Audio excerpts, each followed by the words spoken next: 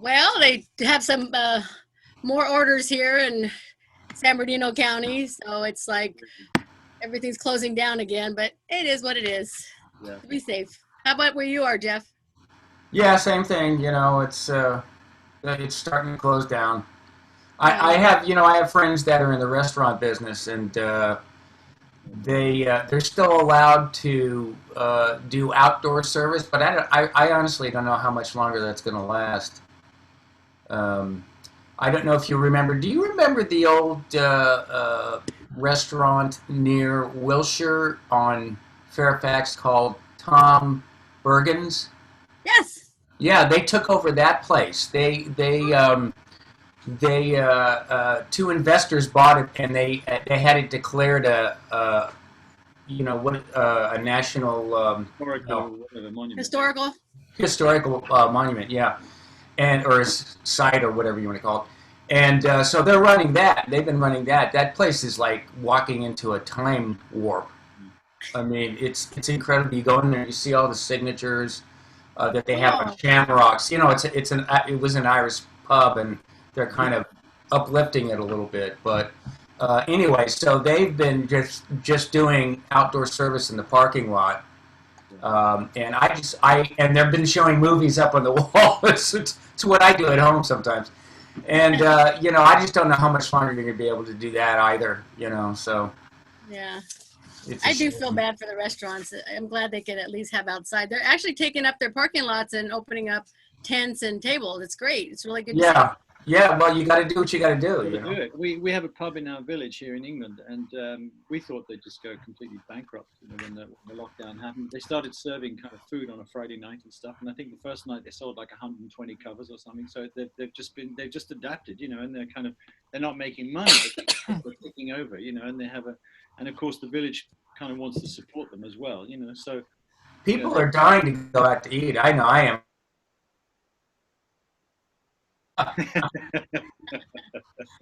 Yeah. I miss the movies more than anything. Oh, do you actually go to movie theaters and watch movies? I go to the drive-in, which we still have them open here. Oh, But they've wow. been showing a lot of I horror love movies, and I'm drive-ins. like, but I love drive-ins. Yeah, The there's a 60s. slice of history. Yeah. Wow. Someone I heard is doing a drive-in concert, because they can't do normal concerts, so they've hired a huge drive-in theater, and they've got, I don't know how that's going to work. I've no idea, but you go in your car, and I suppose it's like Yeah. You go in your car and screen. how many people can you have there? Like No, well, I guess if 400? you are socially distanced, from the next car, you're okay, kind of thing. Yeah. Well, you know who's doing it here, Frank, is the Walmarts. Walmarts are going to start showing movies on Really? Thursdays in your Really? car, and you get the sound through an FM station. It's Yeah. amazing. Oh, wow. I think in August. It starts in August. Well, people are certainly being more creative, aren't they? Having to sort of think of ways to do things. Outside the box, yeah. It's quite entertaining, really, in a funny sort of way. I mean, it's not funny if you're kind of really hit Yeah, I hard know. by it, but it is amazing how creative people can be. We're making an album completely at that long distance, and somehow or other it's working. It's quite frustrating. But the funny thing is that if we were all free, we probably wouldn't be able to get into studio because we'd all be so busy. So it just works out. Yeah. Really. Oh well. Well, I hope on Jennifer's end on Zoom they can edit from where they want this to be our little interview. I guess. Okay. I don't know much about Zoom. No, don't worry. Ken. Neither do I. I just started using it because Marty suggested it. So up until then, I was using, what was I using? There's another Skype? service, right? Skype or FaceTime? Or... Yeah, Skype. FaceTime, I think. But FaceTime, But you Skype can't doesn't do give you groups the with FaceTime, can you? conferencing, does it? Skype doesn't give you the split screen thing, which is Yeah. I like that with Zoom, because you do actually sort of get to see everybody in the meeting, I think this is the best way to do interviews. You get to Yeah, great. see each other, and Love it. it's wonderful. There's a company I read that now they're trying to take the conference thing to a different level, and they're working on VR goggles. So it feels like everybody's in the room with you, and it's like, well, Oh my God. isn't that the point, that nobody's in the room with you?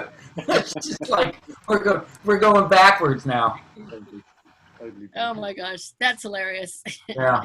I So don't you're know. going to have to remind us the ground that we went over, Judy, because I can't remember what we said. But I mean, you've got the questions. So we'll probably give you totally different answers this time. It'd be quite funny to compare the two. Or ask different questions. Who knows? No, I think it went really well last time. So we'll go ahead and start off like we did by asking each of you your name and what you do. I like it better when you guys introduce yourself. Okay. All right. Hi, I'm Jeff Hull, writer, producer, musician, and the like. And the like, whether you like it or not. Yes. I'm Frank Musker. I'm a songwriter and part-time musician and a member of World Goes Round. Part-time musician? Really? Well, yeah. You've only been doing this your whole life, right? I'm more concerned with making olive oil, to be honest. But you know, that's a whole other story. Yeah. So we're here today to talk about a new release. It happened last Friday on the 17th, Disneyland's 60th anniversary, by the way. So let's talk about Wow. that. Talk about your group and your video and your song that you released. Well, World Goes Round. You know, this particular song, "Round the World," is a kind of it's one of the lighter kind of songs we did on the album, and it was written by two friends of ours with me. And it kind of it's just a bit more kind of sunny and bright than some of the stuff. And Big House is a kicking track, but it's kind of serious. Whereas this one is a bit more kind of summertime and let's have party, you know, let's have fun and get out there and enjoy the world. And it's exactly what people can't do right now. So I suppose it's a fantasy about what's going to happen when lockdown is finally over. You know, maybe it's like that. Whenever that happens. Oh my God. That's Sorry. I'm getting great. emails here. Okay. I'm gonna keep hearing these beeps. I'm like, what's Jeff doing over there? Yeah, I don't know how to turn it off. Oh, also I read something about like who actually found this missing cassette, because we want to talk about a cassette. I don't know whether Jeff has one this time around or. Oh, you know, I couldn't find one, but I still have the DAT. I have the DAT. Look it, I have mine. Here, guys. Ah, To all the listeners and viewers out there who don't know what this is. It's similar. There you go. Boys and girls, all the kids. Yes, That's what called it a used to look cassette. like. That is digital. The cassette is analog. that's what people used to listen to music on in 1989. Also, kids, this is called an 8-track. Oh, yeah, there you go. Now you're going back. Now I'm going back. I'm Yeah. aging. It's like the Antiques Roadshow, you know. We're kind of getting. I remember those things in the car. The guy that used to live down the street from me when I was a kid, he got one in, and they were like this big. They were huge, and you shove this thing in, and it would be 4 indexes, and that's all I remember, right? And it was just like the song would be playing, and right in the middle of the song, it'd go to index number 2 or whatever those. That was like crazy. It was so cumbersome, but they loved it. You know, it's like, hey, it sounds great. So the story is that Marty and Tommy were in touch. You know, the Marty Walsh, our guitar player, and Tommy Vicari is our producer, engineer, marvelous engineer. And Tommy said to Marty, "Have you know, what about this World Goes Round stuff from such a long time ago, from 1989? Do you have a tape of it or anything?" And Marty said, "Well, I think I might have a cassette or something lying around upstairs, you know." So he looked around in his attic and he found a cassette, and he sent the cassette to Tommy. Tommy duped it off onto digital, and then I got a copy of it. I was traveling with my wife in India last year, and I got an email with 2 of the songs on it, and they sounded great. I mean, they sounded amazing. You know, I hadn't heard them in 30 years. In fact, none of us had heard them in 30 years. So we were all just kind of blown away about, like, where did, you know, what was this? We forgot all about this. This is amazing, you know, and it sounds great. And you know, it really was. It was pure fate, because cassettes are very kind of volatile things. You know, they can go wobbly, and the music can suddenly get all distorted. I mean, it's not a great way to store music. You know, but by luck, this cassette happened to survive 30 years, and then it was duped off onto digital. And that's really the sound of the record. And you know, it's a tribute to Tommy's unbelievable engineering skills that it sounds so crisp and so punchy, and everybody comments on how great it sounds. And it's from an audio cassette, you know. It's really quite incredible. That part of the story is extraordinary. I don't know, Frank, if you remember, excuse me, but when when I was signed on EMI as a writer, worst 3 years of my life, uh, I used to, you'd always have to go in and play it for whoever, was your rep at the time. We'd have to go in and take cassettes and play, and you'd always hold your breath because you put the cassette in, and it'd start to play, and then the excuses would start to fly. Oh, no, that's way too fast. Your cassette player is playing way too fast. It doesn't sound like. Yeah, I don't know if you remember that, but it was horrific. Really not the most reliable way to listen to a tape, or if you want to store tape kind of in pristine condition. So it's pure luck and just dumb luck that the thing survived. But what's extraordinary is that, here we are nearly a year down the road. And, we have a record deal, we have 2 videos, we have an album coming out. Tom and Jeffrey are in the studio almost every day, kind of, finishing up the tracks that were never finished for the album. And, we're a year down the track. We are, we're a functioning band. It's amazing. It's a hilarious story. I'm loving every minute of it. I'm really enjoying it. Also, I mean, the original amazement was how good the tracks sound. Then we went from one thing to another about, can we really get a record company interested? And they wanted to record it. We thought, okay, terrific. Then, my friend Dominic Bugatti, my old songwriting partner, made the first video of Big House. And it's progressed from there. I mean, we're picking up, thousands of listeners on Spotify every day now. It's extraordinary. So we can't even believe our luck. It's just too nice. It's fun.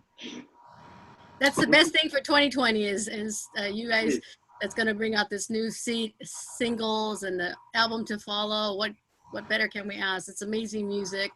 I've listened to a couple of songs, and I'm very blessed to be able to cover this and share it with our audience. That's such a nice thing to say. We're appreciative you are covering it, so thank you. We're very excited about the reactions that we're getting because, to be honest, until we started doing interviews, it's like kicking a football off a cliff. You just don't know what's happening or what's happening to your record. When you start to do interviews and you start to talk to people and you get feedback from people like yourself, and they're going, I really am loving this music. That's an amazing feeling because these songs were written 30 years ago at least, and recorded 30 years ago. So it is slightly mind-boggling to me. I have to say, I'm still slightly perplexed by the whole thing. I'm loving it, but I'm also kind of like, what is it? What's going on? Things have their time, but I didn't realize that the time for this record would be 30 years later. Wow. But hey, terrific. As long as it happens before I die, I'm really happy. I don't mind it. Just like a scene in a movie. Cut to 30 years later in 2 seconds. The bucket list, I will be a rock star. With the cane. With the cane. Zimmer frame, it's like. Oh my God. Sorry, I don't mean to offend anybody. I've just got a weird. Oh, okay. Well, let's talk about Round the World. Which of you all wrote that? It's the lyrics are so true today, which is really wow. Like Outer Limits. Round the World is different from Big House. Big House was the first single, and that was the one that Jeffrey and Marty and I wrote, and it was kind of a serious song. I had just come back from Brazil. I was in the Amazon, and I was just amazed by how extraordinary the place is. It's just it's a unique thing.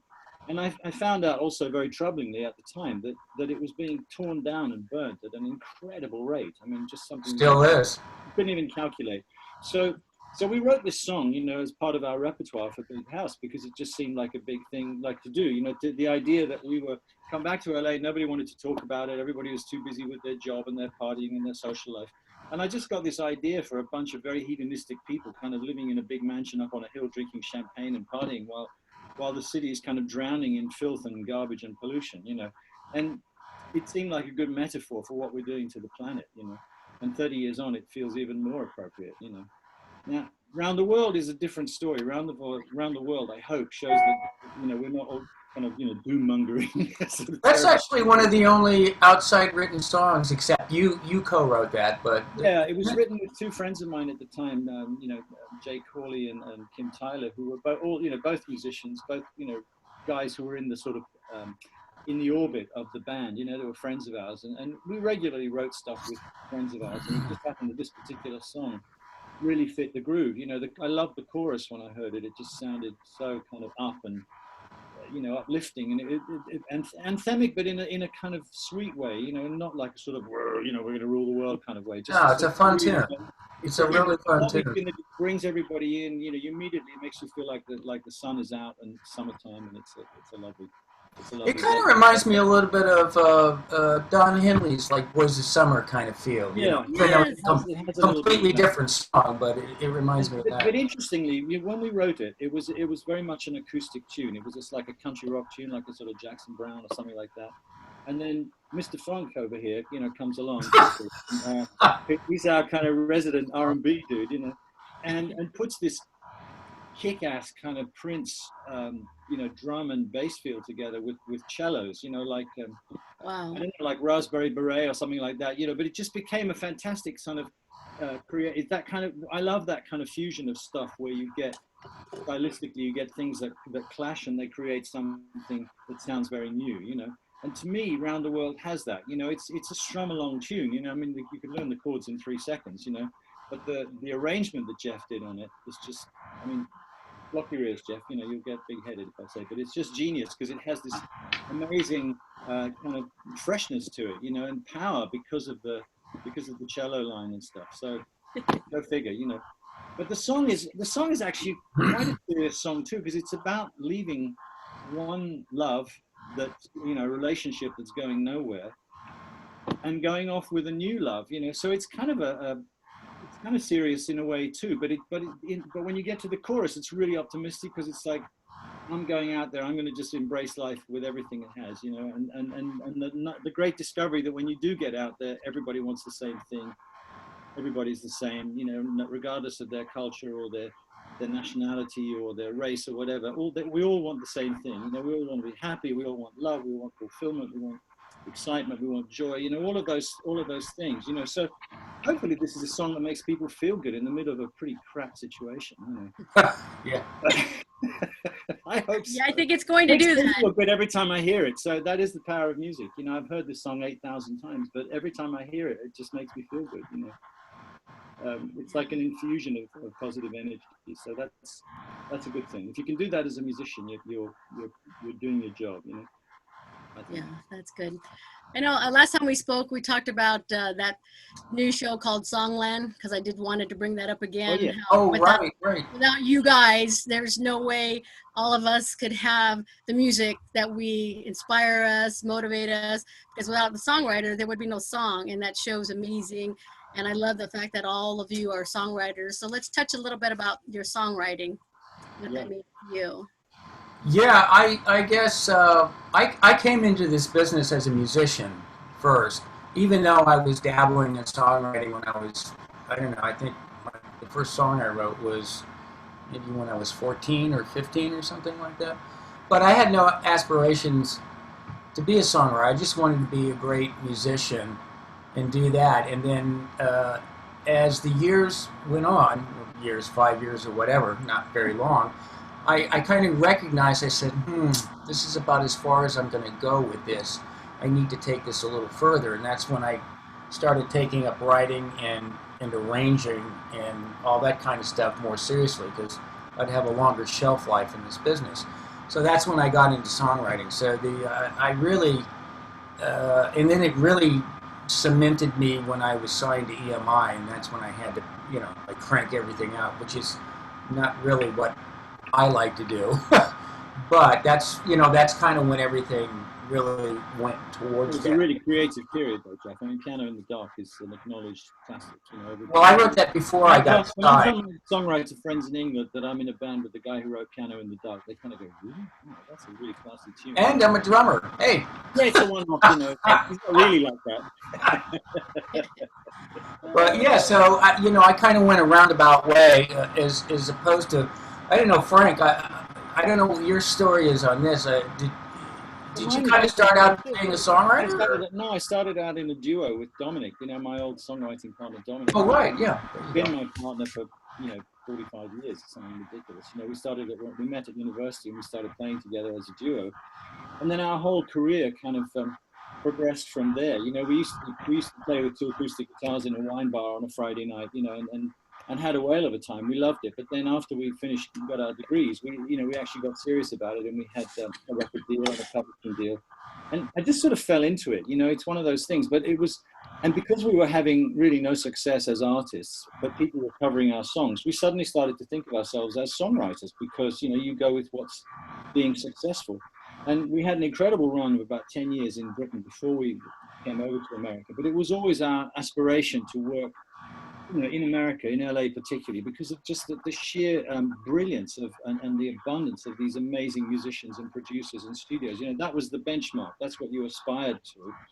At the time, we're talking about people like Quincy Jones and Arif Mardin and bands like Toto with Jeff Porcaro, Steve Lucas, those kind of A-list musicians, And that really, coming to America and recording in America just made us kind of up our game, and we had to operate at a different level, which is exactly what we wanted. It was like going back to school, really.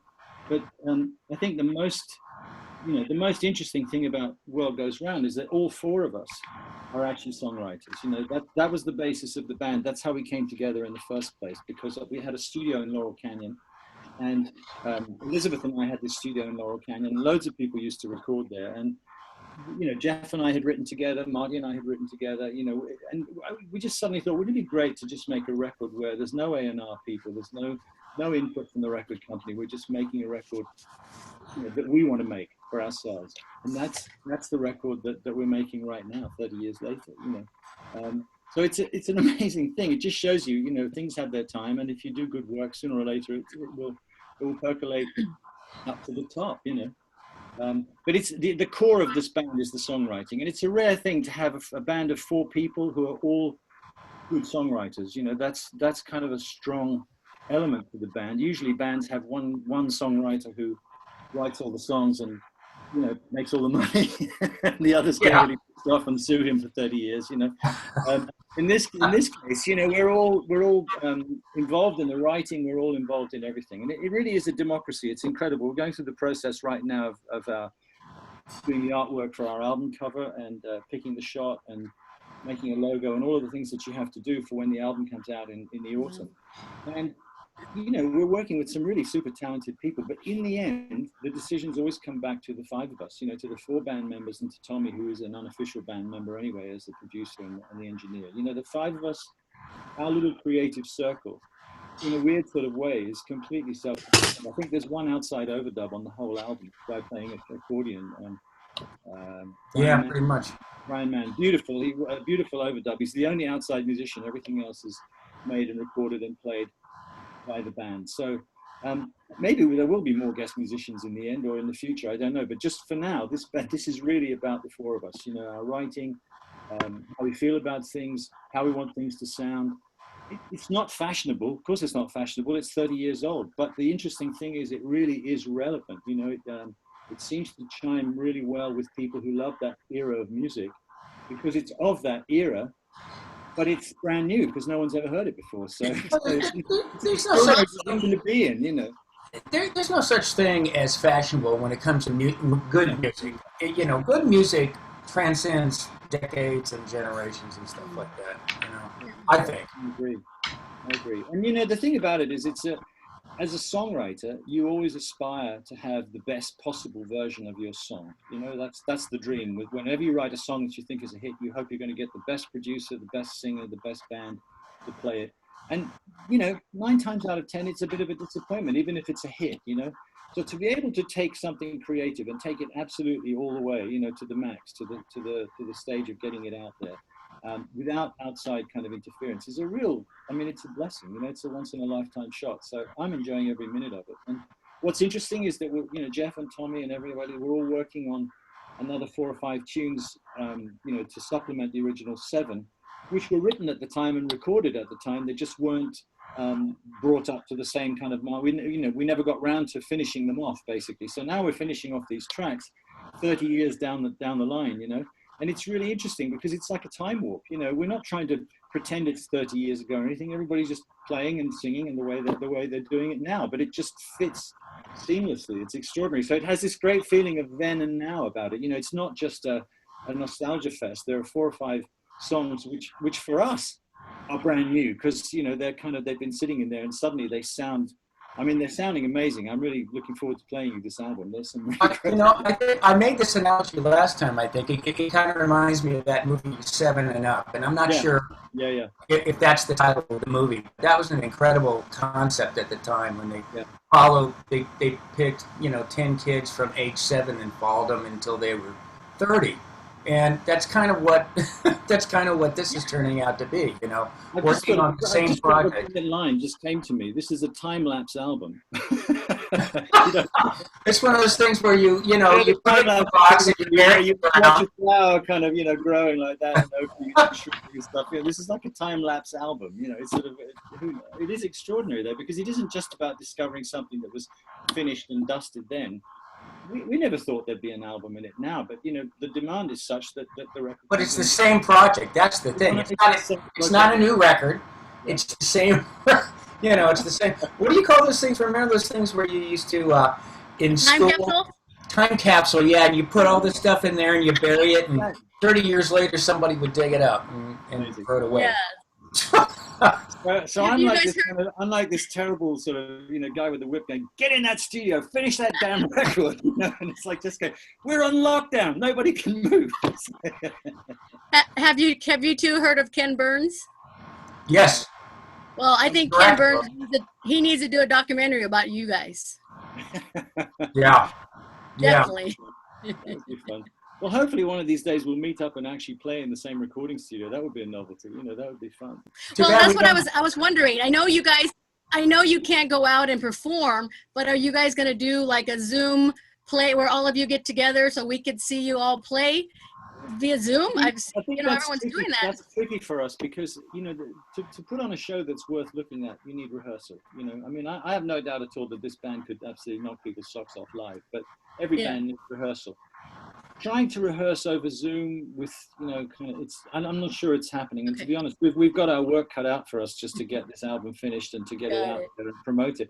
But, in the new year, hopefully, let's pray for better times. If things open up and there's, for example, television and stuff like that, we would love to do that. It would be a fantastic situation to put together. Marty, I don't know if you know, but Marty Walsh, our guitar player extraordinaire, is apart from being a sort of, rock star guitar hero, he's also a professor of music at Berkeley. And when I said to him, well, if we needed a live band, could we put together a band of supporting musicians? And he said, listen, I can put together a kick-ass band in about 5.5 minutes. He said there are so many talented kids there who are coming through who would just love to play in a band like this with 4 old geezers like yourself. So I mean, it's a funny thing, but that's how I envisaged a live situation to go. When the time is right, and when there's when it's feasible for everybody to do it. I think there might be a real desire there on the part of all of us to get out there and just show what we can do, but I think it would be a great thing to do to come out with a really young band, a really kind of interesting band of just, absolutely crack musicians from Berkeley. That would be an amazing thing to do. Wow. How did all of you stay together these 30 years? We have our own lives. We go do other things. How did you guys remain friends? Well, we didn't. Everybody went their separate ways. And went their separate ways. The stupid little cassette brought everybody together. Okay. A little cassette, which could easily have been faulty. None of this would have ever happened. We were this far away from oblivion. But the best thing about this record, and it sounds sentimental, but it's true. We all remembered what great friends we are and how much fun we had making this record. And Tommy and I have been in touch almost every night, right? Because of the time difference. We're 8 hours ahead in England, so. I'll be going to bed just as he's going into the studio. So we have a sort of 15-minute WhatsApp and stuff. And it gets quite emotional at times. And I was saying to him, he said to me, this record is saving my life. He said, I don't know what I'd be doing if it wasn't for making this record. And for me as well, this project has given me a focus, a creative focus and something. I mean, it's such a blessing, to hit this moment. When the whole world is shut down, and to be doing something so creative and such fun, I mean, I can't tell you how grateful I am. It really is fantastic. And the best thing of all is I've got my chums back. We're all a bit older and wiser, and we've all still got a bit of hair, and we all think it's hilarious, and we're making the best music we can. And I think it's an absolute blessing. We're loving it, absolutely every minute of it.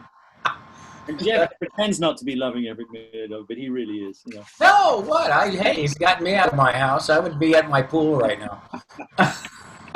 Oh, life is tough. Yeah, it's tough, Oh, gee, I got to go to the studio today. Oh. And program some drums. In my swimming trunks.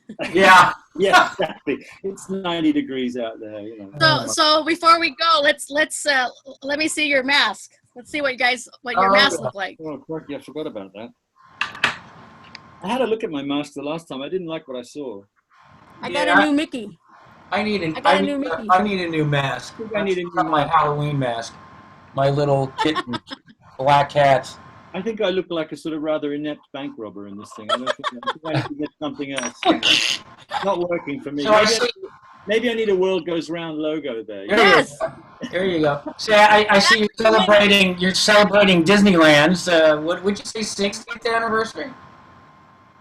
65. 65. Wow. 65 years old, July 17th. Wow. July 17th, that's a big day. That's a day I'm going to remember. That's the release day of Round the World. So Yes, that's why. I love it. And my ex-husband's birthday. Oh, that has to be a downside to everything. You know, what can I say? Positive. Yeah. Stay positive. Absolutely. Yeah. Do you have any last words for us, gentlemen? Stay safe. Come on, Wear a freaking mask. And go buy World Goes Round. Stay safe and follow the band. You know, watch this space, watch how it develops, because we sure as hell don't know what's going on. So it'll be entertaining from now until the end of the year, one way or another. You know, we're just making it up as we go along, and it seems to be working. So, you know, it's a very entertaining story, and I'm enjoying being part of it every day. Yeah, we thank you. I look forward to covering it. I was waiting for the new album to come out, and Great, Judy. So are I we. look forward to it. It's great talking to you too. Thank you very much. About this before I go, one of the things we talked about, if welcome, everyone's still on lockdown by the time the album's ready to come out, what we might do is have a sort of Zoom, kind of online Zoom launch party. You know, with an invited That's doable. guest list. You know, and Yeah, you need a PR event. Yeah, Yes. and that way it would be a good PR opportunity, but it would also be really nice for everybody just to kind of get together, because there's so many good creative people working on this on all sorts of levels, on the video, on the branding, on the artwork. You know, I mean, Awesome. it's a labor of love. Everybody's throwing their weight behind it, so it's exciting to be part of it. It really is. Yep, get those PR people working. Absolutely, yeah. Laurie, where are you? Lori, Jennifer. We want to work, Laurie. Give us more interviews. You know, Come on, Jennifer. Working on it. get out there, girl. Come on. Don't forget those We've invites. only got about 300 in the last 2 months, for God's sake. Oh Yeah. my gosh. You're not working us hard enough. Well, keep up the great work, guys. All right. We really appreciate it, and thanks for asking us back. And anytime, you know, we'll come along and waste your time for you. Good. Never a waste of time. It's so good to see your faces again. Well, you know, what else have we got to do in lockdown? You know. It's great. Yeah. Well, enjoy yourself in England. Really nice to meet you. Thanks a lot. See you soon. All right. Thank Thanks, you, guys. Judy. Thank you, guys. Bye. Thanks, Oh, bye, Jennifer. Bye, Jeff. Bye. Thanks Have a for good one, organizing guys. that. You Bye. too.